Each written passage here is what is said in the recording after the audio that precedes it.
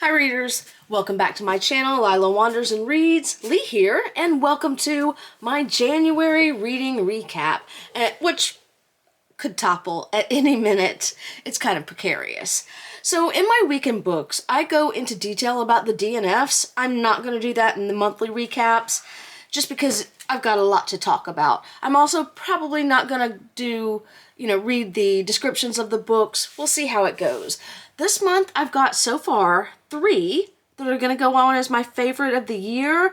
We'll see how long that lasts. Sometimes I read a book and then months later I'm like, I liked it, I enjoyed it, but it's not going to go in my yearly wrap-up. Let's start.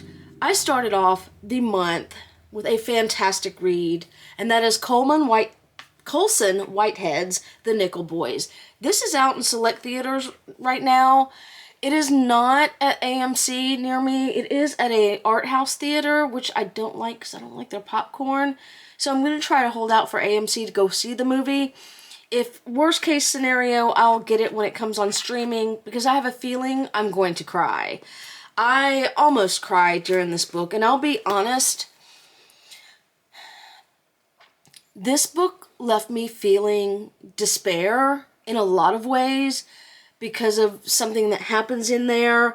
I tried to make myself feel hope and rationalize why I should feel hope, and that is valid, but also I still felt a lot of despair. Is this my first Colson Whitehead book?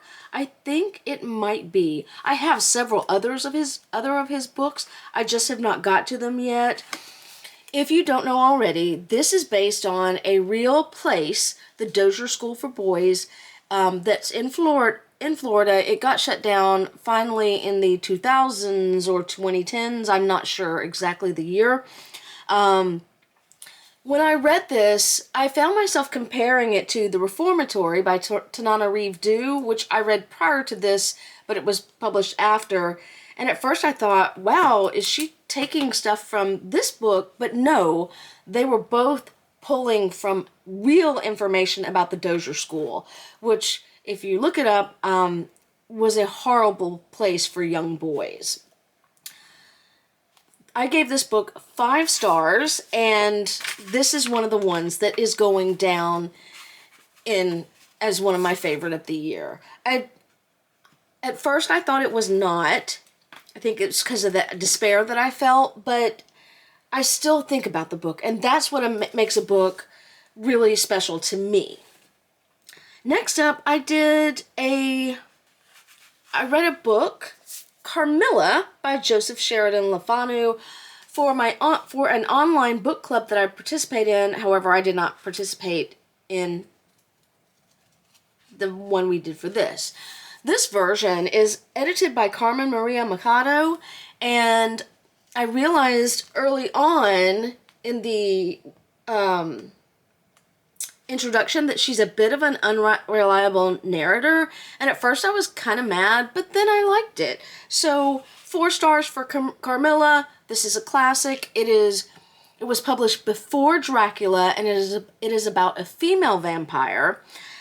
Afterward, I did try to read a book that's based on Carmilla, but that ended up being a DNF for me. So, oof, that was almost ugly. Do recommend. Really good book. Very interesting, especially in that it was published so long ago. Next up, I read The Ghost Woods by C.J. Cook. This book has one thing in common with another book that I'm going to talk about later. This is my first C.J. Cook. It will not be my last. I went out and bought the rest of her collection. The rest of her books, so I intend to read those later this year. This is about young women who are sent away to a place, to a home, to give birth to children that would then be sold or taken away, given away for adoption.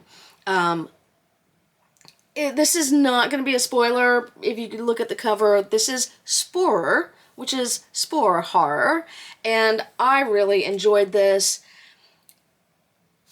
I knew it was whatever was going on was fungi related. I also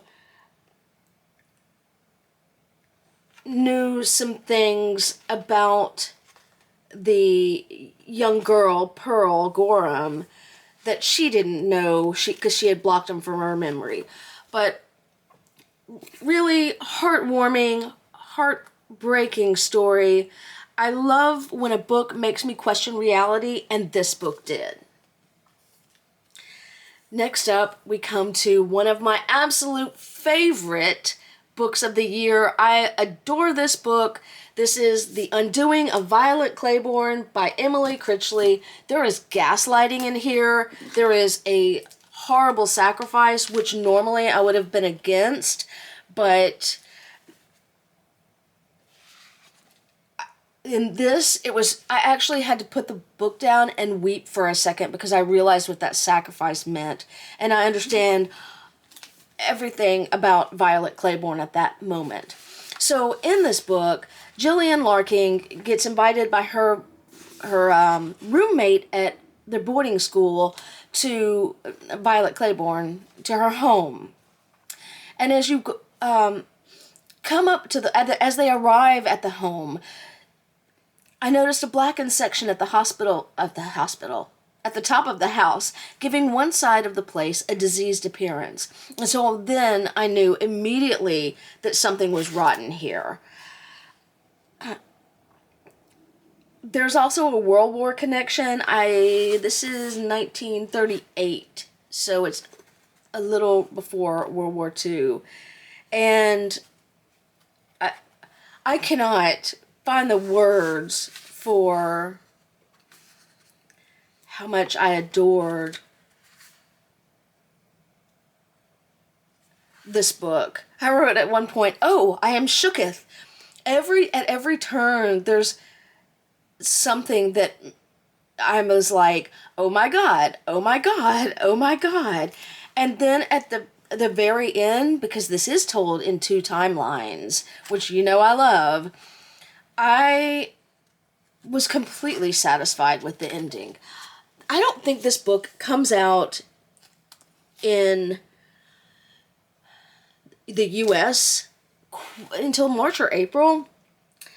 I bought this from blackwells.com in the UK because I wanted this particular cover, and now I'm so glad I did because everything about this really fits the book in my opinion. So I highly recommend this book. I loved it. This is one of my favorite books, hands down. This one won't come off my list for sure. Next up, I completed the first of this year of my Booker project. So my project this year is try to read a lot of the Booker Prize winners throughout history. I'd hoped to read more than 2 this month, but I did not.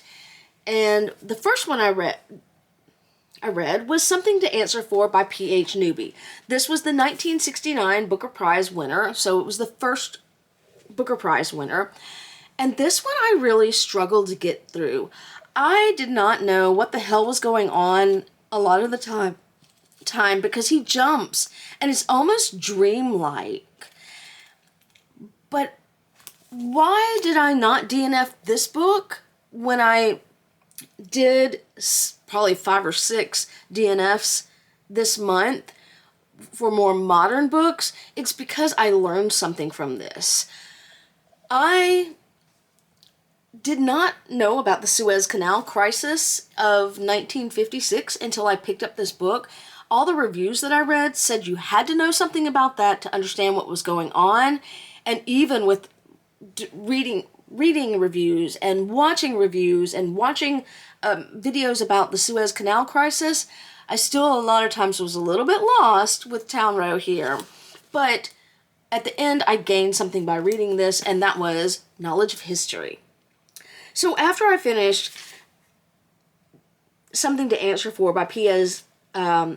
Newby, I DNF'd 2 books, the new Clay McLeod Chapman, and then the An Education in Malice, which was supposedly a new take on Carmilla. Both of them, I found Wake Up and Open Your Eyes just absurd, and I could not go on with it.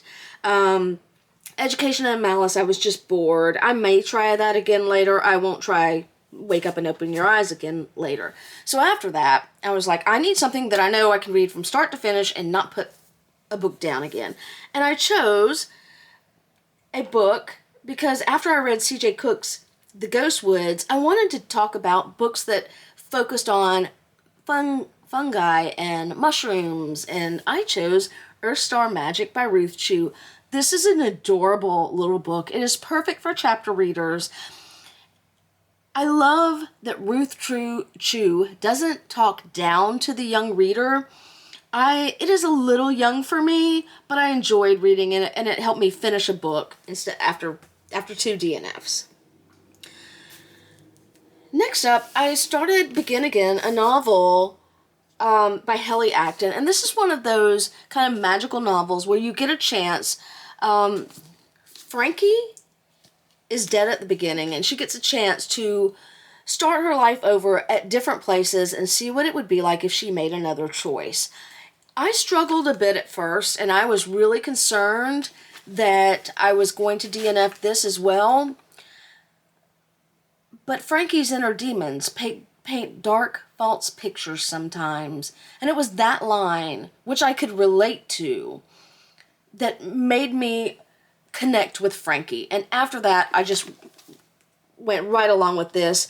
I ended up giving this 3 stars, but a high 3 stars. I loved Begin Again, and while it won't go on my best books of the year, it was a good time.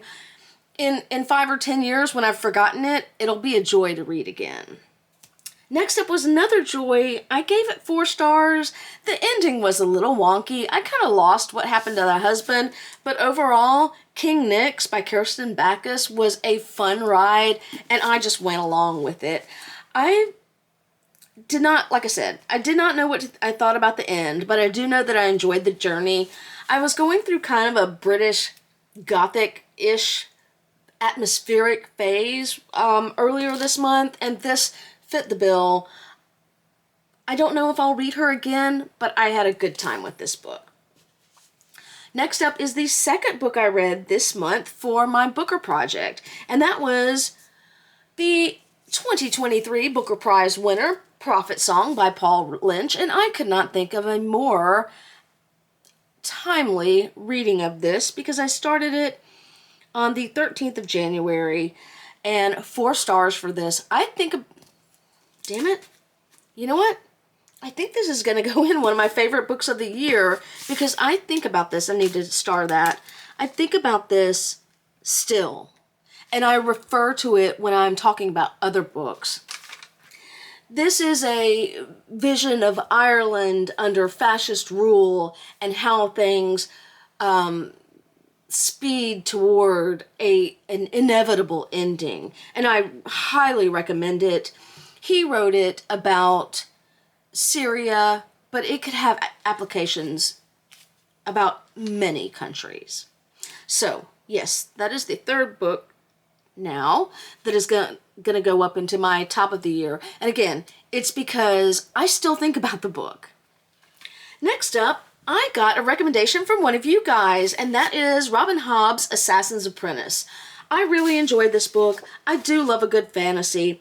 I thought it felt a little bit long to me, but I gave it high 3 stars, and I loved her world building. I would go on with this series, but for 2 things. One, I've got thousands, literally, of books in this house, and I do not, even though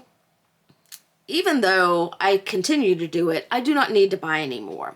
But also there were some animal deaths in here, and as I've grown, it just bothers me more and more when there are animal deaths, especially, I can't tell you because it's a spoiler, but if you like fantasy and you like good world building, I do recommend Assassin's Apprentice by Robin Hobb. This is book 1 of the Farseer trilogy. Okay, next up is a highly anticipated book that won't go down as one of my favorite of the year, but is a 4.5 star year. What? 4.5 star read. So that is, of course, Grady Hendrix's Witchcraft for Wayward Girls. I liked this. Couple things. First of all, I think last year How to Sell a Haunted House was one of my favorite reads, and that is because I connected with the main character and her brother so much immediately. I did not connect with Fern like that, but I raced through probably the first 3/4 of this book, or just over half of this book, in one evening. But then I had to put it down for a couple of days because I had book club, and then football was on. So I think that putting it down and not being able to pick it up again affected my experience.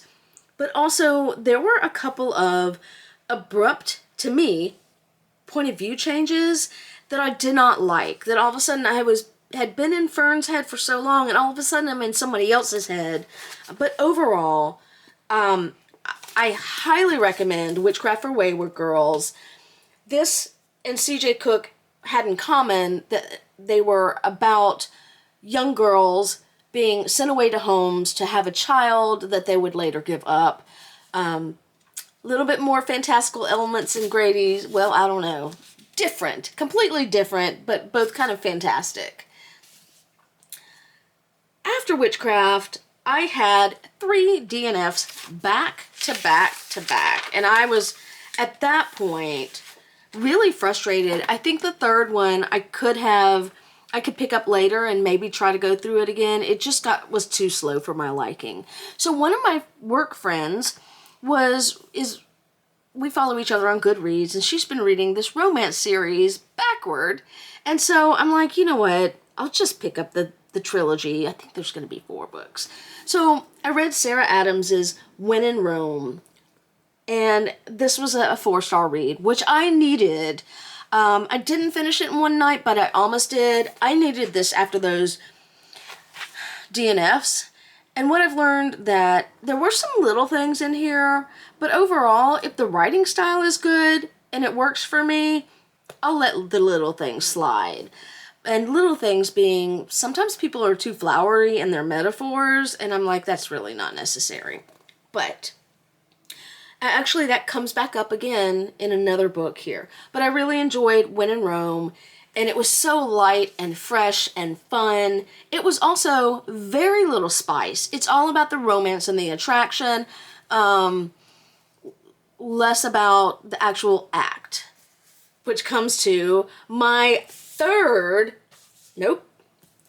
favorite book of the year, Practice Makes Perfect, which was number 2 in this series. I really connected with this book. I liked it even more than When in Rome. I think she found her rhythm here. This is all about Annie being put into a box by a small town and not being able to get out of that box because everyone thinks they know who she is, and she can't be anything outside of that. And again, I really connected with this. Very little spice. I loved the male main character, and I just this was a 5-star read for me, and it's rare for me to do romance with 5 stars, but this one was it. I loved it. This book made me happy. A book that didn't make me happy, and I don't even remember what I started, I didn't write it down, was Swimming in the Dark by Thomas Jodorowsky. This fell a little flat for me. So, and I talk about this more in detail in my weekend books. He chose to write as though he was writing a letter to his old lover, and that just made me feel separate. It also kind of annoyed me because in this letter that he's writing, he's telling them all their history together, or telling him all their history together, and it's like, I mean, why would you want, I don't know, if I was the lover and I got that letter, which we don't know if he ever even sends, or why the fuck are you telling me what I already know? I was there. So, also, I didn't feel any connection. Like, there was a connection in this. There was no connection in that. And I didn't feel it. Early on, like I say in my weekend books, he has an encounter with a man in a park, And I felt more connection between those two than he and his eventual lover. Also, as I mentioned in my weekend books, the anti-communist bit fell flat for me as well. I felt like he was trying to portray something that he read about in a book but did not feel. In Prophet Song, I don't believe Paul Lynch has ever been subject to a fascist dictator, but he writes as though he has, so I felt that. And again, Prophet Song had a very unique writing style that I was not sure I would like, and that is that it doesn't do paragraphs, really. It doesn't do quotations to set aside when people are speaking. However, this ended up doing for me exactly what he wanted it to, which is that it made me feel anxious. I just didn't feel anything with Swimming in the Dark.